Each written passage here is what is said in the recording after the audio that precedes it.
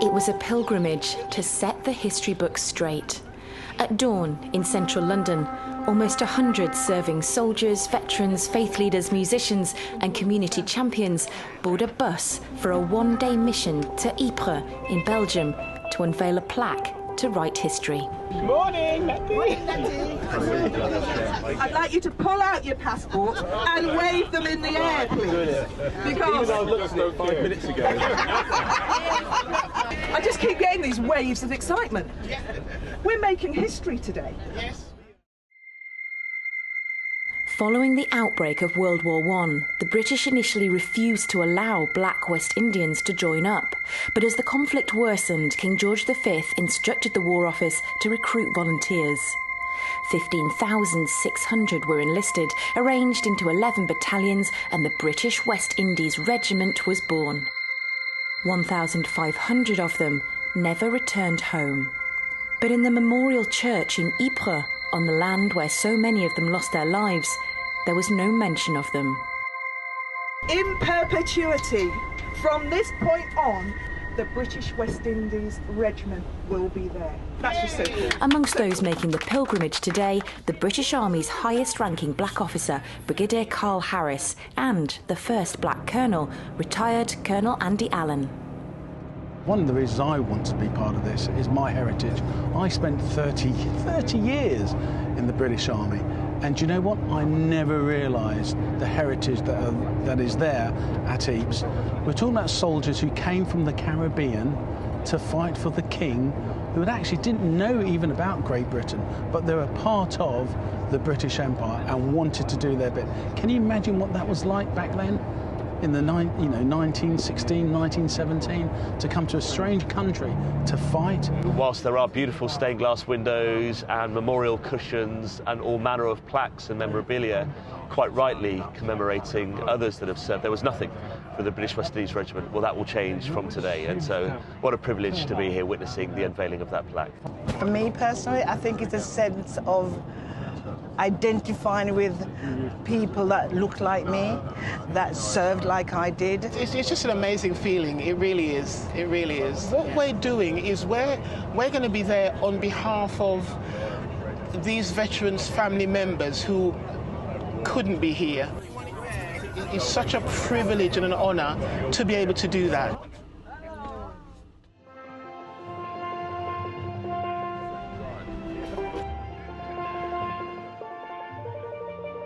Waking up this morning, one thing was on my mind was the process of, we're coming here to honor these guys. What was on their mind when they basically woke up that day to come over to this land in order to try and do what they think was right, and the right thing for them, and the right thing for their country, and the right thing for what they believe in. Why we're here now today serving in the Army is a bit of history to it. So again, people just think that in a couple of years there's guys from the Caribbean just join the Army, but it's way back. The theme today in the church was retelling the story, and retelling the story based around what has been told before. And a lot of the guys that are here, that are lying in the ground here, their story hasn't been told. They've been forgotten in that sense, but we know that they're here. And we would just want to come and to honor them. And this story needs to be told. May it serve as a perpetual reminder of the courage and sacrifice of those from the West Indies who, for the sake of freedom, served in the First World War, and especially those who died in that conflict. So we bow our heads in silent applause, British West Indies Regiment. We can't forget their sacrifice.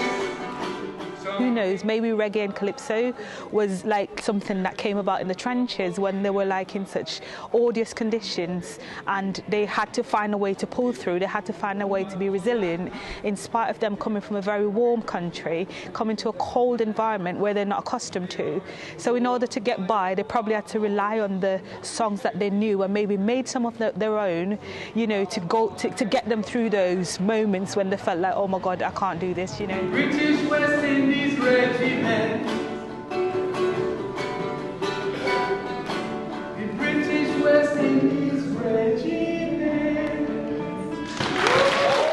service was fabulous.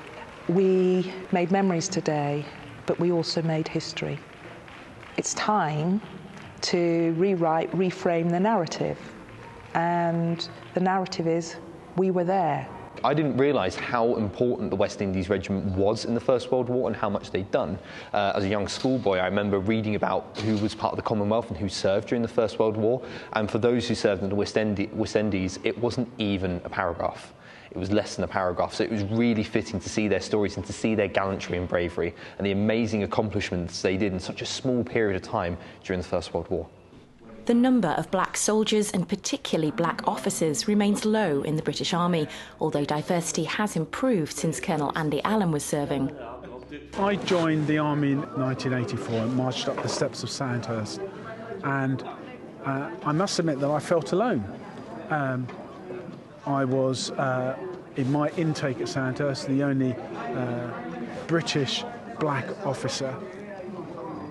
And then throughout my whole career, there's still a minority. I was forever feeling alone.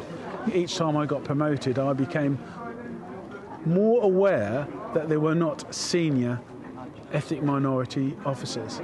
Even today, I don't know why there are not enough ethnic minorities joining the Army. This is a huge cultural change, a shift. We have to connect the dots. We have to understand what's really needed to make more people from all nations join and actually progress in the British Army. And we now have a black brigadier, Carl Harris, the first ever black brigadier. And he's now breaking the glass. There is a great saying of, if you can't see it, you can't believe it. And by seeing people like myself or Carl, we have a generation of junior officers that can actually reach out and think, do you know what? I can be a colonel, I can be a brigadier, and hopefully one day, when Carl gets promoted to general, I can be a general. You may notice that I have broad shoulders, and that's purely because I'm standing on the shoulders of our forefathers, those people in the West Indian Regiment that started all this, to recognise all their contributions. So now, as I'm standing on their shoulders, others can stand on my shoulders, referencing all the contributions that people that look like me that can contribute to the King's armed forces going forward. My Lord,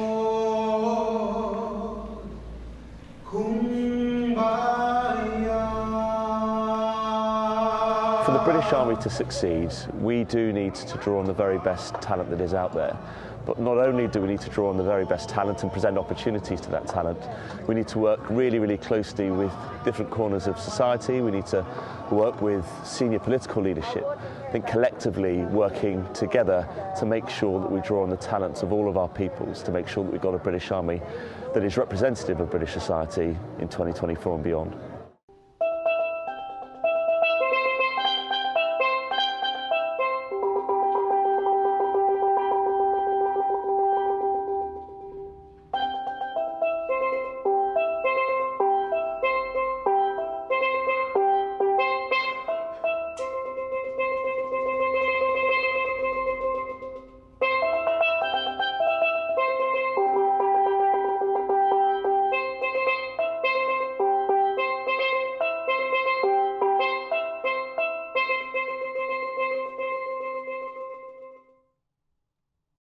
Thanks for watching. For more from BFBS Forces News, like and subscribe to our channel.